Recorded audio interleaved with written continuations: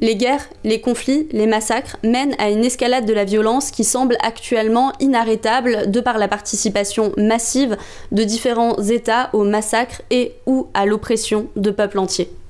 Le tout selon des logiques impérialistes et colonialistes construites notamment par le suprématisme blanc et son histoire d'exploitation et de tuerie, mais aussi d'accaparement des ressources et des territoires.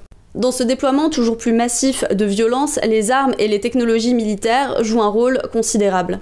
Les industries de l'armement et les entreprises qui développent toujours plus de technologies dans des perspectives militaires sont donc une cible de choix pour nos luttes et pour nos actions contre l'impérialisme, le colonialisme et plus globalement contre la militarisation du monde. La question des armes et de l'équipement militaire est également cruciale puisqu'il s'agit d'un des domaines où les collaborations entre les États et le capitalisme semblent l'une des plus évidentes, les deux se nourrissant mutuellement dans une forme presque symbiotique. Ces différentes industries engrangent des chiffres d'affaires colossaux par les différents contrats qu'elles peuvent avoir avec les différents États et parallèlement, les États ont besoin d'industries de l'armement pour obtenir le matériel qui leur permet de protéger leur territoire et de maintenir l'ordre social à l'intérieur de l'État. Les différentes industries de l'armement et de la recherche dans ce domaine montrent clairement depuis 2 à 3 décennies au moins une orientation vers les drones et les robots qui fonctionneraient, qui pourraient avoir des missions de la manière la plus autonome possible, le tout via l'usage d'intelligence artificielle pour contrôler ces technologies. Très concrètement, ces technologies, elles vont permettre à la guerre d'aller toujours plus loin dans son adoption des logiques capitalistes comme l'automatisation, la réduction des actions humaines, la possibilité d'agir de plus en plus à distance, en autonomie, etc., etc. Autant d'éléments qui vont rendre la guerre plus efficace, c'est-à-dire souvent plus meurtrière et parallèlement moins chère. Les objectifs de rentabilité inhérents au capitalisme, mais adaptés à la guerre. C'est clairement loin d'être nouveau, mais ça va toujours plus loin, et ça engrange du coup toujours plus de morts et de souffrances. Israël, par exemple, se sert d'un réseau d'intelligence artificielle qui vont se nourrir mutuellement de données pour aboutir à un dernier logiciel qui va définir les cibles des bombardements dans la bande de Gaza, mais aussi au-delà depuis plusieurs mois maintenant. Cette technologie-là, elle va permettre de définir des cibles à un rythme industriel, ce qu'un être humain ne serait pas en capacité de faire. Ces intelligences artificielles, elles se servent notamment d'un gigantesque réseau de vidéosurveillance qui utilise la reconnaissance faciale, elles se servent également de captation, de communication, etc., etc. Et tout ce processus se fait sans qu'il n'y ait à aucun moment de vérification humaine des cibles, le tout pour plusieurs raisons, à la fois parce que la population palestinienne est totalement déshumanisée et qu'il n'y a strictement rien de ciblé dans cette histoire. La deuxième raison, c'est une surconfiance à la machine qui fait que clairement si on a une machine, on va pas vérifier son travail. Ce qui nous mène à la troisième raison qui est que du coup ce serait forcément beaucoup moins rentable s'il fallait vérifier ce que fait la machine. Dans le cas d'Israël, l'usage des IA pour définir les cibles de bombardement, ça va aussi être un élément qui va nourrir la propagande parce que ça va permettre de dire que les attaques, les bombardements, etc. sont ciblés, que ce sont des membres du Hamas qui sont ciblés et que en plus c'est tout à fait neutre puisque c'est pas nous qui disons, c'est la machine. Sauf que la machine, elle dit à partir de critères qui lui ont été donnés, elle dit à partir de mécanismes qui lui ont été appris, elle dit à partir de données qui lui ont été fournies, ce qui à aucun moment ne peut être neutre puisque à aucun moment ces éléments-là ne le sont. Et on a depuis bien trop longtemps maintenant de toute façon des images qui montrent à quel point tout ça n'est pas précis, tout ça n'est pas fiable, etc. On s'éloigne un peu du sujet, mais concrètement valider ce principe, ce serait aussi valider le présupposé de base qu'une personne qui est définie par un État comme étant terroriste peut être tuée comme ça juste parce que définie comme terroriste par un État, ce qui est éminemment dangereux comme principe.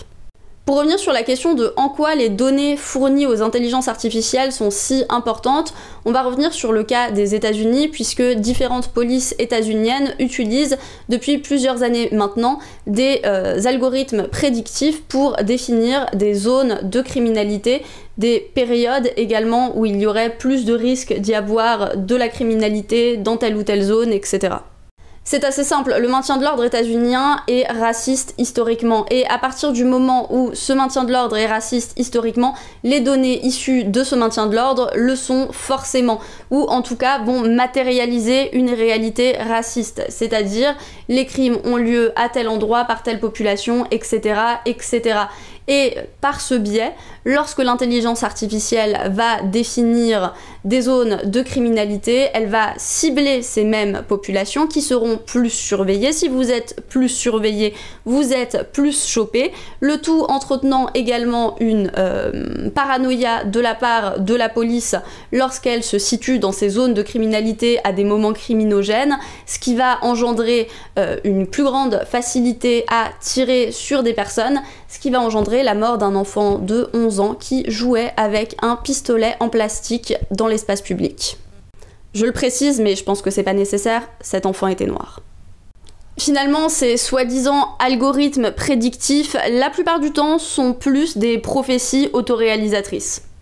Pour revenir rapidement aussi sur le fait que par rapport à tout ça, il n'y a que très peu de vérification humaine, c'est évidemment dans un premier temps notre confiance à la machine qui va avoir un rôle, mais il n'y a pas que ça, il y a aussi le fait que ces logiciels sont vendus par des entreprises privées et sont donc totalement opaques. Souvent, il n'est pas possible de savoir exactement comment ils fonctionnent puisqu'il y a des brevets, etc. Tout ça est secret. Avec l'exemple d'Israël, on a vu que les intelligences artificielles, elles pouvaient donc permettre de définir des cibles de bombardement à une allure, à un rythme industriel. Mais parallèlement, elles permettent aussi de contrôler les éléments, certains éléments en tout cas, qui iront s'attaquer à ces cibles-là. Puisque les drones sont aussi globalement contrôlés, entre autres, par des intelligences artificielles, tout comme certains robots terrestres sont également contrôlés par des intelligences artificielles. Et le fait que tous ces éléments ils soient utilisés sur le terrain actuellement, eh ben, ça permet beaucoup d'expérimentation et ça fait largement, malheureusement, évoluer les technologies. Ce qui fait que par rapport à il y a plusieurs décennies, aujourd'hui certaines choses sont possibles alors qu'au préalable ça ne l'était pas. Typiquement, avant, lorsque vous aviez un drone et que la liaison avec ce drone était coupée, le drone tombait, ou au mieux il allait atterrir quelque part jusqu'à récupérer la liaison, mais il ne pouvait pas finir sa mission. Aujourd'hui, via les intelligences artificielles, il y a des drones qui peuvent, dans de plus en plus nombreuses circonstances, finir leur mission, même si la liaison a été coupée. De même que l'idée de former des essaims de drones, qui est une idée dans les tiroirs depuis pas mal de temps, mais qui était rendue compliquée par les technologies de l'époque. Typiquement, si vous aviez un essaim de drone et que vous en aviez plusieurs qui tombaient, c'était compliqué pour l'essaim de continuer sa mission. Aujourd'hui, si un essaim perd une certaine proportion de drones, en tout cas c'est les choses qui sont en développement actuellement, eh bien l'essaim peut continuer sa mission. Les robots, ils n'ont pas besoin de manger, de dormir, etc. Ils n'ont pas de vie sociale, ils n'ont pas de famille, ils n'ont pas de proches qui vont les pleurer s'il leur arrive quelque chose, etc. Et ça, c'est des avantages, clairement, par rapport aux humains. Vous allez me dire que c'était le cas de déjà pas mal d'éléments militaires par le passé, mais la différence avec les robots, drones, etc. équipés d'intelligence artificielle, c'est qu'ils ont cette possibilité, cette faculté que n'avaient pas les équipements militaires par le passé, c'est-à-dire d'être de plus en plus autonomes. La vitesse de développement de tous ces éléments technologiques, elle est également corrélée avec leur utilisation sur le terrain, ce qui fait que dans une période où les conflits, les massacres, les usages militaires, les dispositifs, stratégies, déplacements, etc. militaires sont très très nombreux, eh bien ces évolutions vont plus vite. Ça va aussi plus vite parce que ces industries gagnent plus d'argent, font plus de recherche, etc., etc. Sans compter que l'argument vu sur le terrain est merveilleux d'un point de vue marketing pour toutes ces industries qui cherchent en premier lieu à vendre. Et pour en revenir aux conséquences sur le terrain, ces outils-là, ces robots, ces drones, cette autonomie qui est apportée à la machine, elle va avoir des conséquences sur l'organisation spatiale de la guerre. Les militaires pourront de plus en plus agir de loin, dans des espaces les plus protégés possibles, mais parallèlement, leur terrain, ce sera toujours un espace où il y aura des civils. Toutes ces technologies qui sont clairement moins chères pour les États, elles risquent effectivement d'engendrer moins de morts du côté des militaires, elles risquent d'engendrer aussi un moins grand besoin en militaires, mais par contre elles risquent d'avoir des conséquences absolument catastrophiques sur les civils, puisque c'est les civils qui seront vulnérables face à tous ces éléments-là.